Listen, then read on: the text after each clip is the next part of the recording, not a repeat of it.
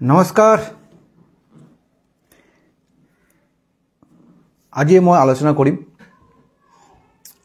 7 September Ganesh Chaturdashi तिथि हिसाब आलोचना करी। এই দিনে কি নিয়ম কৰিলে আমাৰ বিজনেছৰ ক্ষেত্ৰত ভাল ফল পাব আৰু লগতে আৰু ফাইনান্সিয়েল ক্ষেত্ৰত ভাল পাব আৰু বাস্তুত কি কৰিলে ভাল ফল পাব।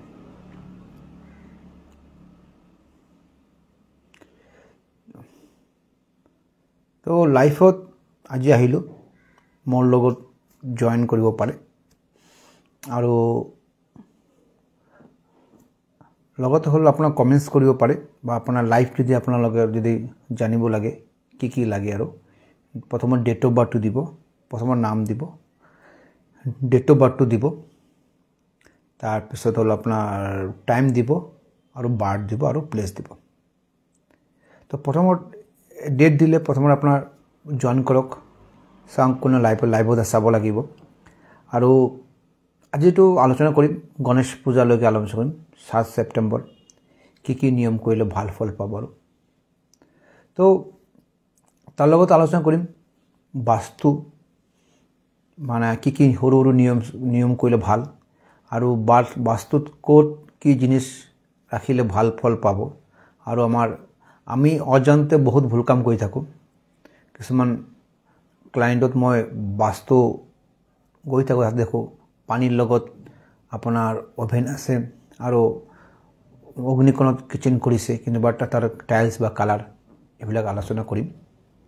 তো প্ৰথমত আপোনাৰ লাইভত জয়েন কৰিব লাগিব আৰু আপোনালোকৰ কি সমস্যা কি কোশ্চেন আছে কি সুধিব লাগিব।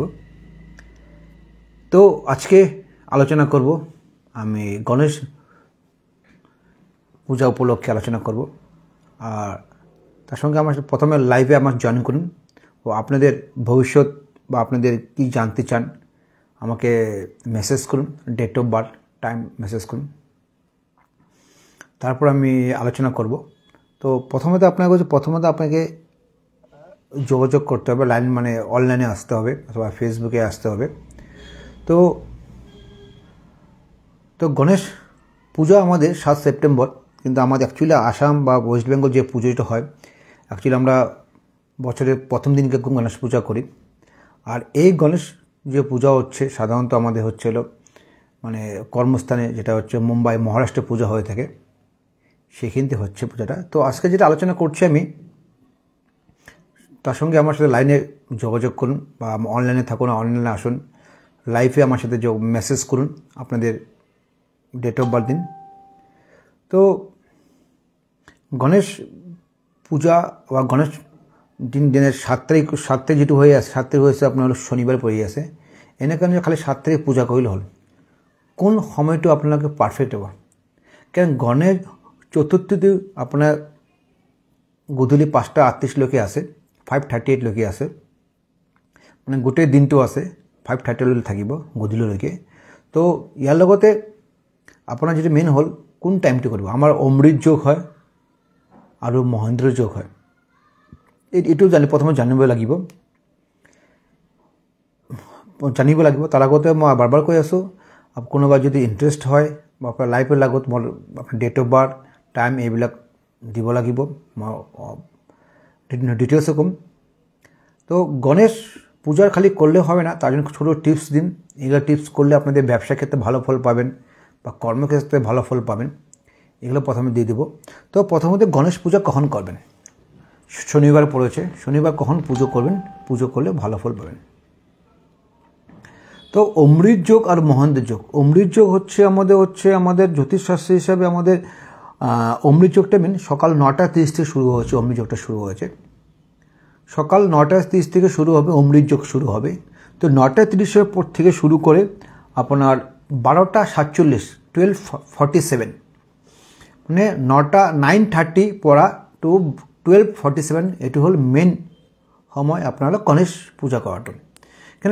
এখানে অমৃত যোগ পড়েছে, যদি অমৃত যোগ যদি আপনার যদি এবিলাক পূজা পাঠ করিও পারে বা অমৃত যোগত যদি আপনার যদি ঘরে যদি গণেশ পূজা করতে পারে তাহলে আপনার যেটা গণেশ পূজা গণেশ হল আমার মানে বিজনেসের ক্ষেত্রে হোক বা পারিবারিক ক্ষেত্ৰত হোক বা সংসারের আপনার ডেভেলপমেন্ট, মানে গণেশ হলে সর্ববাধানাশ থেকে আপনি ডেভেলপমেন্ট করবেন। তো এই গণেশ পূজা হচ্ছে আপনার 9:30 to 12:47 পূজা করবেন, আর এটা অমৃত যোগে। আর বিশেষ করে আপনার মহেন্দ্র যোগ যেটা আছে, সে মহেন্দ্র যোগটা যখন থাকছে তখন কিন্তু আমাদের গণেশ চতুর্থী তিথি থাকছে না। তাই জন্য বলবো আমি আপনাদের সকাল 9টা থেকে 9:30 থেকে 9টা 12:07 মধ্যে এই গণেশ পূজা করবেন। তার সঙ্গে আমি বারবার বলছি, আপনারা আপনার লাইভে আসুন, লাইভে কোশ্চেন কিংবা কোয়ারি থাকলে আমাকে ফোন মেসেজ করুন, আর সঙ্গে তার উত্তর আমি দিব। তো এই গণেশ পূজার সময় আমাদের ছোটো টিপস যেগুলো বলছিলাম, টিপস সেগুলো করবেন, টিপস যে দিব আমি। তার সেকেন্ড টাইম হচ্ছে হলো আপনাকে এই 7 সেপ্টেম্বর যেটা আছে, খুব গুরুত্বপূর্ণ দিন আমাদের, শনিবার পড়েছে। তো শনিবার পড়েছে, তারপরে হচ্ছে হলো আপনার হলো অমৃত যোগ আছে এক্ষেত্রে। তো টিপস যেটা হচ্ছে, বাড়িতে কোথায় গণেশ পুজো করে কী কী সঙ্গে দিবেন। প্রথমত যখন আপনি গণেশ পূজা করছেন, 5 রকমের তো মিঠাই দিচ্ছেন, মিঠাই বা যেগুলো ফলমূল দিব, আর এইগুলো দিব, আরও লগত একটা বস্তু দিব যেটা গণেশের সবচেয়ে প্রিয় বস্তু। প্রিয় বস্তু যেটা হল গণেশের, যেটা হলো আপনার মেন হল আপনার এটা। তার আগতে টিপস দেওয়ার আগতে মই কৈ আছোঁ, যেনেবা কোশ্চেন বা কৰি থাকিলে মোক মেছেজ কৰক আৰু মোৰ লগত লাইভত জইন কৰক। চাওঁ কোনে কি আছে মোৰ লাইভত, কোনো কোশ্চেন আছে নেকি। কমেন্টস কৰা নাই, কোনে কৰা নাই, আছে হলে মিণ্টু তালুকদাৰ বুলি একজন আছে, মেছেজটো শ্ব' হোৱা নাই।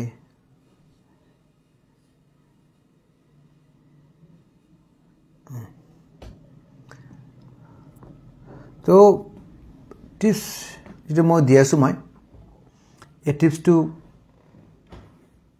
আপনার মেইনলি কৰিব আপনাৰ মানে 7 তাৰিখ কৰিব, আৰ এইটো কৰি আপনার ক্যাশ বক্সে রাখি দিব, সব খুব ভাল ফল পাব। যেতে আপনার গণেশ পূজা কৰি আছে, নৰ্মালি আমি যেহেতু ঘৰতে যেনেকা কৰোঁ, পূব বা উত্তৰ ফলে ফেস ৰাখি পূজা কৰি আছোঁ। তো টিপস যেটো হল, একটা তামৰ একটা পাত্ৰ ল'ব, তাতর একদমই কিনি এটা পান, ফ্রেশ পান ল'ব, একটা ফ্রেশ পান ল'ব, পানটো আবার বুটা থাকিব লাগিব, ফ্রেশ পান ল'ব। তাতে হল আপনি 3 পিস এলাচি দিব, 3 পিস এলাচি দিব, আৰু 3 পিস দুবৰি বন দিব। 3 পিস দুবৰি বন দিলে 3 পিস দিব, আৰ আপনাৰা আদা দিব। এই গোটেই বস্তু একটা তামৰ পাত্ৰ ৰাখি গণেশত যেটা পূজা কৰব, 9:30 পৰা 12:47 লৈকে থাকিব, এইখিনি পূজা কৰিব। ওং গাং গণেশাই নম, ওং গাং গণেশাই নম, এই মন্ত্ৰটো 108 বাৰ জপ কৰিব। পাৰিলে আপুনি ঘিৰ চাকি দেখাব, আৰু হল ধূপকাঠি দেখি পূজা পাঠ কৰিব। এই পূজা কৰাৰ পিছত মানে আপোনাৰ শনিবাৰ দিন গোটেই দিনটো থাকিব। গোটেই দিন থাকাৰ পিছত নেক্সট ডে মানে দেওবাৰ, এইটো গোটেই বস্তু হালধি অথবা ৰঙা কাপোৰ বান্ধি আপোনাৰ ক্যাশ বক্সে ৰাখি দিব। এইটো 1 মাহ ৰাখিব। আকৌ নেক্সট এনেকৈ যদি নেক্সট আকৌ গণেশ পূজা, যেতিয়া আমাৰ দুৰ্গা পূজা যেতিয়া আহিব, নেক্সট দুৰ্গা পূজা আহিয়ে আছে, গণেশ সেইদিনা আপোনাক যেতিয়া আপোনাৰ গণেশ আকৌ সেম পূজা কৰিব, এনেকৈ 3টা যদি কৰিব পাৰে, সব আপনার বিজনেস ক্ষেত্রে বহুত ডেভেলপমেন্ট পাবো। তো শাস্ত্র বাবার বাংলায় বলে দিচ্ছে একবার, সঙ্গে মেসেজ করেছে মিন্টু তালুকদার 1/5/1993, বিজনেস কেনেকা বড়াম হেল্প করিব। আচ্ছা, প্রথমে ধন্যবাদ মেসেজ করার কারণে। তো আপনার 1/5/1993 7:47 রাখি সিংহ। টাইমটো দিছে, টাইমটো আপনার AM না PM, টাইমটো আপনি দিয়ান AM না PM দিব লাগিব এইটো, ঠিক আছে। 7:45 AM না PM। তো জন্মস্থান লিখা নাই, তো মই গুৱাহাটী লিখিছোঁ নৰ্মালি। মিণ্টু তলাকে চেম বৰ্ডাৰ সিংহ ৰাখি PM লিখিছে। PM, 7:47 PM, 1947 জন্মস্থান গুৱাহাটী দিছোঁ, গুৱাহাটীত দিয়া নাই, আপুনি গুৱাহাটী দিওঁ, প্লেস গুৱাহাটী।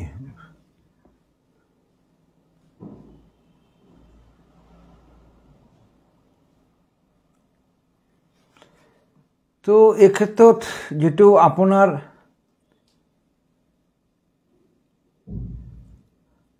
তুলা লগ্ন, সিংহ ৰাশি, পূৰ্ব ফাল্গুনী নক্ষত্ৰ, গহন হল আপনাৰ নৰগণ। তো এই ক্ষেত্ৰে এটা হচ্ছে তুলা লগ্নেৰ ক্ষেত্ৰত লগ্ন দ্বিতীয় স্থান ৰাহু বহি আছে।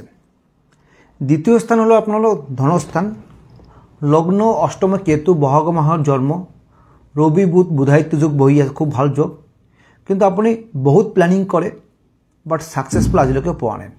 মেইন কাৰণ হল ৰবি বুধ ব্ৰেনটো মানে আপনাৰ নলেজ আছে, হাৰ্ড ওয়াৰ্ক কৰে, বাট যে লাইফত পাব লাগে আজিলৈকে পোৱা নাই। মেইন লজিক হল লগ্ন 4 নম্বৰ লগ্নত মানে ধনস্থান রাহু বহি আছে। তো ধনস্থান রাহু থাকলে বহি থাকে ফাইনান্সিয়াল প্রবলেম হব, আর মাঝে মাঝে আপনি কনফিউজ হয়ে যায় লাইফ টাইম কি করি, মানে আমার ফিকেল মাইন্ড মুড সুইং হয়ে থাকে, ভাবে এটা করে বিজনেস যাই করি এসব অকমান আপনার ইমব্যালেন্স হয়ে যায়। তো এই ক্ষেত্ৰত আপনার লগ্ন রাহুর প্রতিকার করক। লগত হল রবি বুধ বুধায়িত্ব যোগ আছে, খুব ভাল যোগ আছে, কিন্তু মেইন শুক্র তুঙ্গী, ড্রিম বহুত ডাঙর, কিন্তু বাট যেনেকা লাইফত পাব লাগে বা ফিডবেকটো আজিলৈকে ফিডবেকটো পোৱা নাই। তো এইবিলাক করক, আর মই টিপস দি দিম, এইবিলাক করক, ভাল ফল পাব। কিন্তু আবার বলছি একটা আমি যারা মানে আমার ওয়েস্ট বেঙ্গল থেকে দেখছে, যে আমার ক্লায়েন্ট ওয়েস্ট বেঙ্গল আছে, তো তাদেরকে বলছি একটা ছোট টিপস দিচ্ছি। 7 তারিখ হচ্ছে গণেশ পূজা। তো এই গণেশ পূজার দিন একটা কাজ কীটা করবেন, আমার ব্যবসা ক্ষেত্রে বৃদ্ধি হবে, বা আপনার সার্ভিস করছো সার্ভিসের ক্ষেত্রে টাকা পয়সা সেভিংস হবে, অথবা বাড়িতে যে কোনো একটা সমস্যা বাধা বিঘ্ন থেকে উপকার পাবেন। প্রথমত আপনি একদমে একটা পান কিনবেন, ফ্রেশ পান কিনবেন, বুটা থাকা কিনবেন। সেখানে আপনি 3 পিস এলাচ দিবেন, আর হচ্ছে সঙ্গে হচ্ছে অল্প আদা দিবেন, আর হচ্ছে দুব্বা দিবেন, 3 পিস দিবেন। তো প্রথমে এটাকে তামার পাত্র রাখবেন, উপরে লাল কাপড় দিয়ে রাখবেন, রেখে আপনাকে প্রথমে আপনি মানে ধূপকাঠি প্লাস হচ্ছে ঘিরে প্রদীপ জ্বালাবেন। হাতের ডান হাতে ঘিয়ের প্রদীপ থাকবে, বা হাতে থাকবে ধূপকাঠি থাকবে। যখন পুজো করবেন ওং গাং গণেশাই নমঃ, ওং গাং গণেশাই নমঃ এই মন্ত্রটা 108 বার জপ করবেন। জপ করে এই সব জিনিসগুলোকে একটা হলুদ কাপড়ে বা লাল কাপড়ে বেঁধে আপনার ক্যাশ বক্সে রাখবেন, অথবা আপনি যদি আপনি সার্ভিস করছেন যেটা ব্যাগে রাখুন, ভালো ফল পাবেন। খালি গণেশ পূজা না, যে কোনো আপনার মানে তিথিতে, মানে পূর্ণিমা তিথিতে এই ক্রিয়া করুন, অথবা সামনে দুর্গাপুজো আছে, এই ক্রিয়া করুন। দেখবেন ফাইন্যান্সিয়াল বাড়িতে বাস্তুদোষ, বাস্তুর টাকা পয়সা যেটা আছে সে থেকে মুক্তি পাবেন, কিন্তু সমস্যাতে মুক্তি পাবেন। এই ক্রিয়া অবশ্য করেন। এটা আমার অনেক ক্লায়েন্টকে দিয়েছি, অনেক উপকৃত পেয়েছে, করুন, ভালো ফল পাবেন। তার সঙ্গে বলছি প্রথমত আপনার লাইফে আপনার যোগাযোগ করুন, ডেট অফ বার্থ দিবেন, টাইম দিবেন। আর সঙ্গে যেটা বলছি, গণেশ পূজা হচ্ছে, গণেশ পূজা সকালবেলা নয়, সকাল 9টা 30 শুরু করে 12টা 47 পর্যন্ত হচ্ছে গণেশ চতুর্থী মেন পারফেক্ট সময়। তার আগে যদি পুজো করুন সে ভালো ফল পাবেন না, বা 12টা 47 যদি পরে পুজো করুন পাবেন না। তো সবাইকে ধন্যবাদ, সবাইকে স্বাগতম জানাচ্ছি। আমার যারা লাইভে আছেন আমার সঙ্গে অকল স্বাগতম জনাই আছোঁ, কিন্তু মোৰ লাইভত আছে, মোৰ লগত যোগাযোগ কৰি আছে। আৰু লগতে আপোনাৰ date of birth time message কৰক, ডিটেইলছ আলোচনা কৰিম। আৰু তো এইবিলাক সৰু টিপছ মই 19 বছৰ এষ্ট্ৰলজি কৰি আছোঁ, বহুত ক্লায়েণ্টক দিছোঁ, উপকাৰ পাইছে। আৰু এটা টিপছ দিছোঁ মই, যাৰ বিয়া বাৰু হোৱা নাই, जो एक 7 তারিখ শনিবার গণেশ পূজা আছে, রাত্রিপর 9টা 30 পড়া 12টা 47 এই ভিতর যদি ক্রিয়া করে যে মাঙ্গলিক যোগ আছে বা বিয়া হোৱা নাই বা বিয়া বাৰবাৰ আপোনাৰ বাধা হৈ আছে, এই টিপছটো কৰিব পাৰে। প্ৰথমতে আপোনাৰ এনেকৈ এটা তামোলৰ এটা বাটি ল'ব, তাতে হ'ল আপোনাৰ ইয়েলো কৰি মানে হালধীয়া কৰি পোৱা যায়, দশমা গাণ্ডৰ পূজাৰ দোকানত পাব, হালধীয়া কৰি সব পিছপা হালধীয়া হ'ব। আৰু হ'ল পদম ফুলৰ গুটি, পদম ফুলৰ গুটি এটা ল'ব, পদম ফুলৰ গুটি এটা দিব, আৰু এলাচি দিব আপোনালৈ এটা দিব, আৰু 7 পিচ হালধীয়া গাঢ় হয় যেটা পূজা দশম ভাণ্ডাৰ পাব, আৰু লং দিব। এই গোটেই বস্তু পূজা কৰিব। ওং গাং গণেশাই নমঃ 108 বাৰ জপ কৰিব। তাতে প্ৰাৰ্থনা কৰিব যদি আপোনাৰ বিয়াৰ কাৰণে যে বাধাবিলাক হৈ আছে, বাধাবিলাক কাৰণে আপোনাৰ পৰা আপুনি ওভাৰকাম কৰিব পাৰে। আৰু লগতে মংগল, ওং হুং শ্ৰী মংগলায়, ওং হুং শ্ৰী মংগলায় এই মন্ত্ৰটি 108 বাৰ জপ কৰিব। দুটা জপ কৰাৰ পিছত হালধীয়া কাপোৰ বান্ধি মানে যেদিন পূজা কৰিব 7 তাৰিখ, 7 তাৰিখে আপোনাৰ মানে আপোনাৰ স্থাপনা থাকিব, মানে আপোনাৰ যেটো গণেশ পূজা কৰি আছে তাত থাকিব। নেক্সট দিন মানে সানডে দেওবাৰ এই গোটেই বস্তু এটা এনেকৈ এটা ৰঙা কাপোৰ বা হালধীয়া কাপোৰ বান্ধি আপোনাৰ যেটো বেডৰুম আছে, যাৰ বিয়া হোৱা নাই বা বিয়া হৈছে কিন্তু মাঙ্গলিক কাৰণে মানে অশান্তি হৈ আছে, তো তেতিয়া কি কৰিব আপুনি আপোনাৰ ঘৰৰ যে মেইন এন্ট্ৰেন্সটো আছে ইনসাইড ভিতৰৰ ফালে এইটো ওলমাই ৰাখিব। তাহলে সব মাঙ্গলিক দোষৰ পৰা আপুনি ভাল ফল পাব। আৰু লগতে বিয়াবোৰ যাৰ বিয়াবাৰো হোৱা নাই বিয়া ক্ষেত্ৰত আৰু যোগাযোগলৈ আহিব। তো এইবিলাক টিপছ কৰক। আৰু লগতে বাৰবাৰ কৈ আছোঁ, মোৰ ফেচবুকৰ লগত মোৰ যোগাযোগ কৰক বা ডেট অফ বাৰ্থ টাইম দি থাকক, ডিটেইলছ আলোচনা কৰিম। তো কোনে আছে চাওঁ আৰু মেছেজত।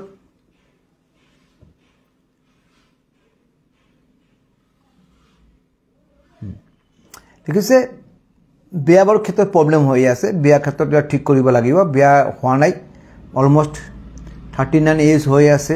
মোক মেছেজ কৰিছে, বেলেগ এটা মোবাইলৰ মোৰ হোৱাটছআপ নম্বৰ এটা আছে, এই হোৱাটছআপত মেছেজ কৰিব পাৰে। যদি আপোনাৰ ফেচবুকত আপোনালোকে কিছুভাৱে লাইভ কৰি আছোঁ, বেয়া লাগে কোৱেশ্চন সুধিবলৈ, তো 9435120310 এই নম্বৰত আপোনালোকে হোৱাটছআপত মেছেজ কৰক, ডিটেইলছ আলোচনা কৰিম। নাম দিব নালাগে, কিছুমান ক্ষেত্ৰত নাম দিবলৈ বেয়া পায়, নাম দিব নালাগে, মই ডিটেইলছ আলোচনা কৰিম। তো এই ক্ষেত্ৰত যেটো মই বাবা কৈ আছোঁ, আপোনালোকে লাইভত মোৰ লগত যোগাযোগ কৰক, লাইভত আহক, আপোনালোকে কি কথা কি জানিব লাগে ডিটেইলছে মই মেছেজ করক, মই দিয়ে আছো।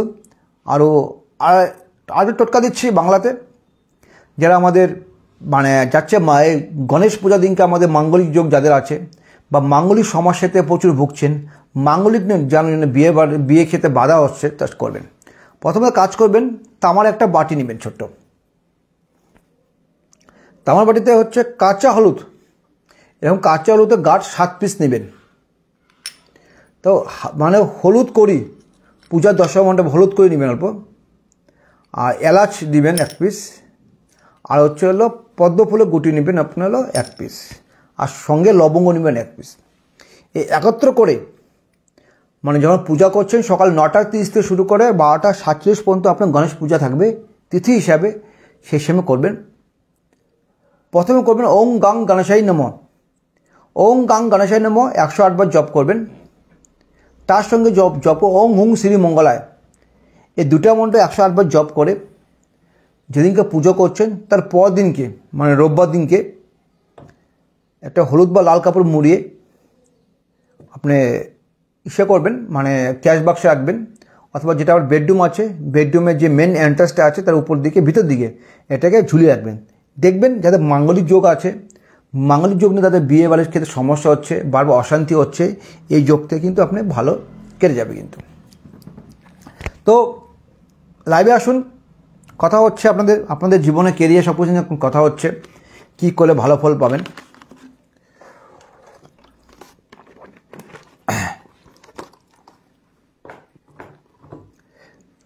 মৌসুমী দত্ত, মৌসুমী,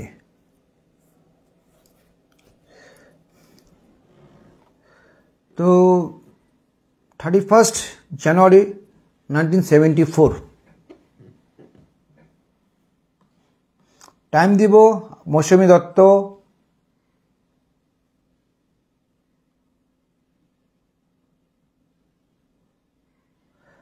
টাইম দিব, প্লেস দিব, টাইম দিছে 4 PM দিছে, প্লেস জন্মস্থান ক'ত আছিল আপোনাৰ 31 জানুৱাৰী 1974 আবেলি 4টা দিলে মই তেলে অলমোষ্ট গুৱাহাটী মই দিলোঁ গুৱাহাটী দিলোঁ আবেলি 4টা জন্ম 31 জানুৱাৰী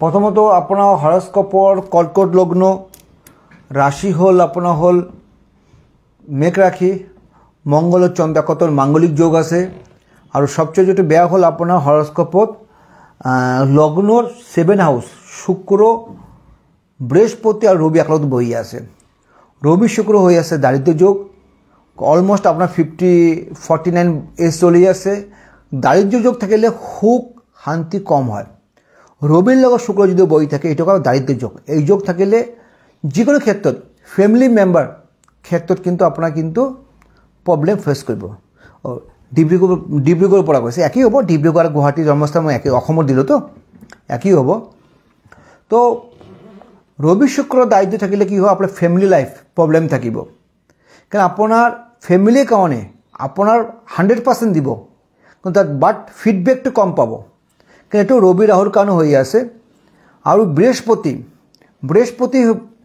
মানে শুক্র বৃহস্পতি আর রবি এই তিনটা একলগে বই থাকলে কি কানেকশন হয়ে আছে তো প্রথমত আপনার যে কোনো ফ্যামিলি মেম্বার লগত আপনার অ্যাডজাস্টমেন্ট কম হব মানে আপনি ভাবি আছে কৰি আছে এটা সদায় মানুহ আপনার ভুল বুঝিব এটি হল রবি বৃহস্পতি আর শুক্র কারণে হয়ে আছে তো আংশিক কালসর্প যোগ আছে আংশিক কালসর্প কারণে আপনার কেরিয়ার বা যি কৰি আছে তাতে বহুত ডিস্টার্বনেস থাকিব আর হেডেন বা আপনার বিশেষ করে হয়েছে আপনার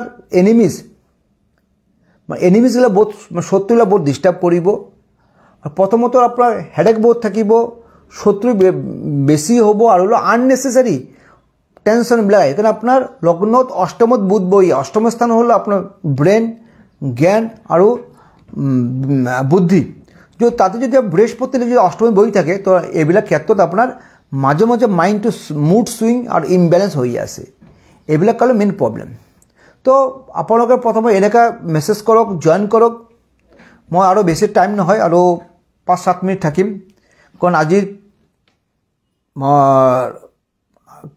কালি মোৰ চেম্বাৰ আছে মোৰ আমগুড়ি জাজি আমগুড়ি গৈ আছো কালি মই আৰু পৰীক্ষা হল যোৰহাট আমগুড়ি পাল জুয়েলার্স আর যোরহাট গৈ আছো 6 তারিখ আর হল 6 তারিখ যোরহাট আর মালিগাঁও আছে 7 তারিখ 8-9 বঙাইগাঁও মোর নিজর ভারতবর্ষত দ্বিতীয় কালসর্প মন্দির আর ভারতবর্ষ প্রথম বাঙালি মন্দির আর সেকেন্ড টাইম হল 10 তারিখ গৈ আছো আপনার কোকরাঝার 11 তারিখ হল আপনার পাঠশালা এইকেটা হল আমার হল অসমৰ চেম্বাৰ আৰ 12 তাৰিখ পৰা একদম 16 তারিখলৈকে মই আছো ওয়েস্ট বেঙ্গল গৈ আছো কলিকাতাত গৈ আছো শিলিগুড়ি গৈ আছো মালবাজার আর হল জলপাইগুড়ি গৈ আছো